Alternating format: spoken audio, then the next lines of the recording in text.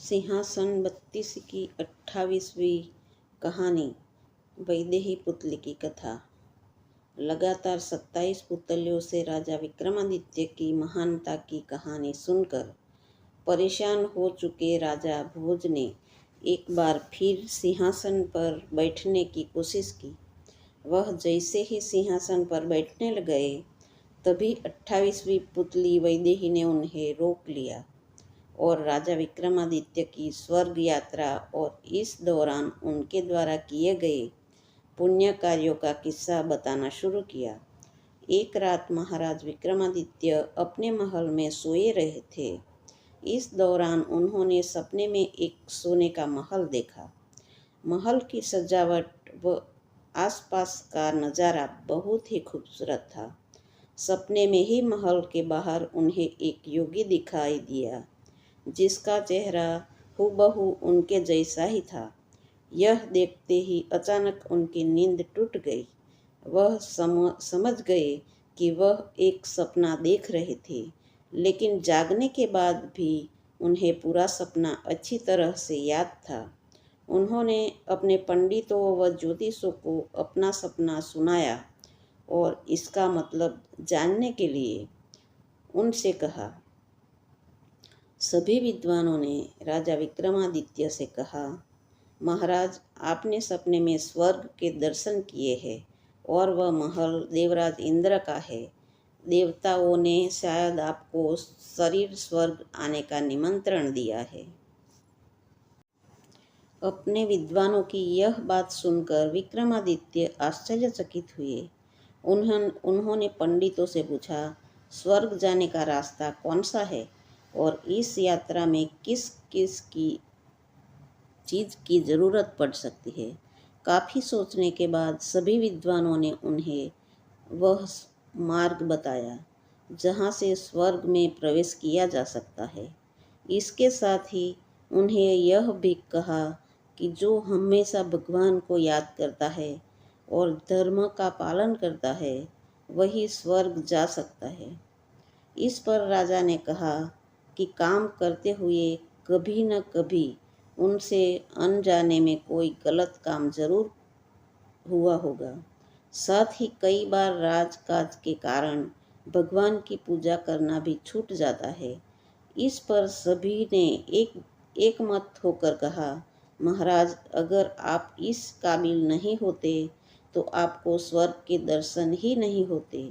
सभी के कहने पर राजा विक्रमादित्य राजपुरोहित को अपने साथ लेकर स्वर्ग जाने के लिए निकल पड़ते हैं। अपने विद्वानों के कहे अनुसार उन्हें इस यात्रा के दौरान पुण्य कर्म भी करने थे। यात्रा से पहले राजा ने अपना शाही वेश त्याग दिया था।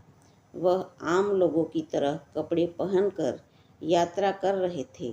यात्रा के दौरान रात में वह एक नगर में आराम करने के लिए रुक गए। कुछ देर बाद उन्हें एक बुजुर्ग महिला रोती दिखाई दी। वह काफ़ी परेशान थी। राजा विक्रमादित्य ने उस बुजुर्ग महिला से रोने का कारण पूछा। बुजुर्ग महिला ने बताया कि मेरा इकलौता बेटा सुबह जंगल गया था, लेकिन अभी तक लौटा नहीं है। राजा विक्रमादित्य ने उससे पूछा, आपका बेटा जंगल किस काम से गए हैं? बुढ़िया ने बताया, मेरा बेटा रोज सुबह जंगल से सूखी लकड़ियाँ लाता है और शहर में बेचता है। इसी से परिवार का गुजारा हो जाता है। राजा ने बुढ़िया से कहा, चिंता मत करो, आपका बेटा आ जाएगा। इस पर बूढ़ी औरत ने कहा, जंगल बहुत घना है और वहाँ कई खतरनाक जानवर हैं। मुझे डर है कि कहीं किसी जानवर ने उसे अपना शिकार न बना लिया हो। बुढ़िया ने आगे कहा, शाम से मैं कई लोगों से विनती कर चुकी हूँ, लेकिन कोई भी मदद नहीं कर रहा है। मैं बूढ़ी हो चुकी हूँ, इसलिए खुद जंगल जाकर उसे ढूंढ नहीं सकती। यह सुनकर विक्रमादित्य ने कहा कि वह उनके बेटे को ढूंढ कर लाएगा। इसके बाद राजा विक्रमादित्य लड़के की खोज में जंगल चले गए। जंगल में उन्हें एक नौजवान युवक कुल्हाड़ी लेकर पेड़ पर ठुमका बैठा मिला और उस पेड़ के नीचे एक शेर घात लगाए बैठा दिखाई दिया। विक्रम ने कोई रास्ता निकालते हुए शेर को वहां से भगा दिया और उस युवक को अपने साथ लेकर बुढ़िया के पास लौट आए। बुढ़िया बेटे को देखकर बहुत खुश हुई और विक्रम को ढेरों आशीर्वाद मिले। इस तरह बुढ़िया को चिंता मुक्त करके राजा ने एक पुण्य का काम कर दिया। रात को आराम के बाद उन्होंने अगली सुबह फिर से अपनी यात्रा शुरू की। चलते चलते वह समुद्र के किनारे पहुंच गए। वहां उन्होंने एक महिला को रोते हुए देखा। जब वह उसके पास गए तो देखा कि समुद्र के किनारे पर एक जहाज खड़ा है और कुछ लोग उस पर सामान लाद रहे हैं।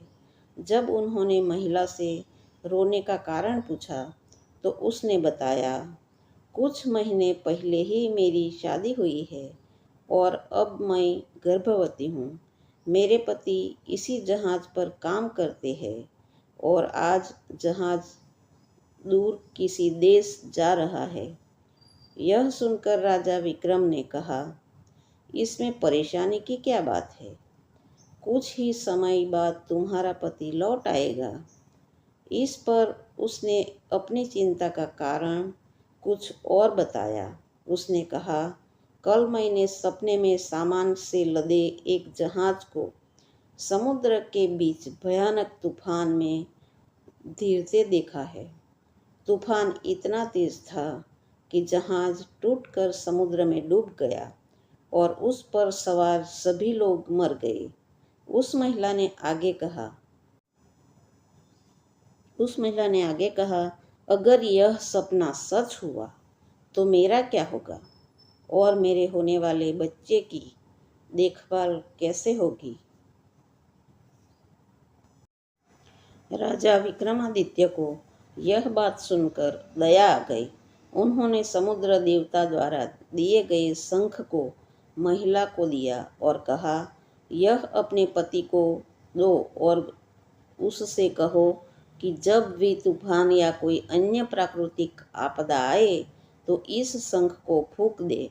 इससे सारी मुसीबत खत्म हो जाएगी। उस औरत को विक्रमादित्य की बात पर विश्वास नहीं हुआ और वह शक की नज़र से उन्हें देखने लगी।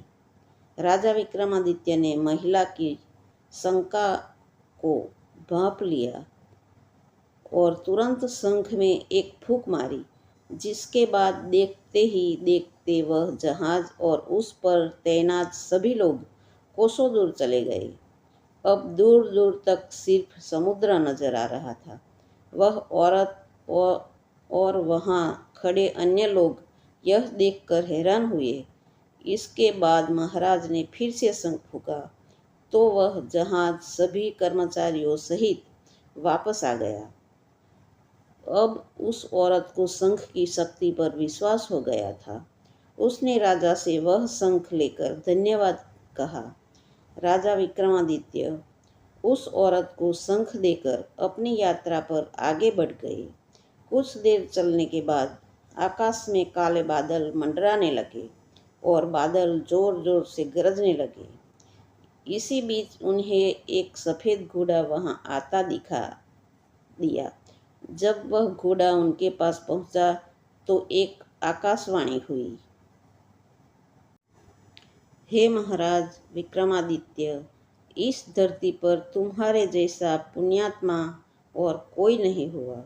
स्वर्ग आने की इस यात्रा में तुमने 2 पुण्य कार्य किए हैं, इसलिए तुम्हें लेने के लिए एक घोड़ा भेजा जा रहा है जो तुम्हें इंद्र के महल तक पहुंचा देगा। यह सुन विक्रमादित्य ने कहा, मैं अपने राजपुरोहित के साथ स्वर्ग की यात्रा पर निकला हूँ, इसलिए स्वर्ग जाने के लिए उनके लिए भी व्यवस्था की जाए। यह सुनकर राजपुरोहित ने कहा, राजन, मुझे माफ करे, मेरी शरीर स्वर्ग जाने की इच्छा नहीं है। अगर भगवान ने चाहा तो मरने के बाद स्वर्ग आऊँगा और खुद को धन्य समझूंगा। इसके बाद राजा विक्रमादित्य राजपुरोहित से विदा लेकर घोड़े पर बैठ गए। कुछ ही देर में घोड़ा आकाश में दौड़ने लगा। दौड़ते दौड़ते इंद्रपुरी पहुंच गया। इंद्रपुरी पहुंचते ही राजा को वही सपनों वाला महल दिखाई दिया। चलते चलते वह इंद्र सभा में पहुंच गए, जहां सभी देवता अपने अपने स्थान पर बैठे थे। अप्सराएं नृत्य कर रही थी। इंद्रदेव पत्नी के साथ सिंहासन पर बैठे थे। राजा विक्रमादित्य को सशरीर स्वर्ग में देखकर सभी हैरान हो गए। इंद्र उन्हें देखकर सिंहासन से उठकर आए और उनका स्वागत किया। साथ ही राजा विक्रमादित्य को सिंहासन पर बैठने को कहा। राजा ने इंद्र से सिंहासन पर बैठने से यह कहकर इनकार कर दिया कि वह इस आसन के योग्य नहीं है। इंद्र विक्रमादित्य की नम्रता और सरलता देखकर प्रसन्न हुए। इंद्र ने उनसे कहा, सपने में आपने जिस योगी को देखा था वह आप खुद थे।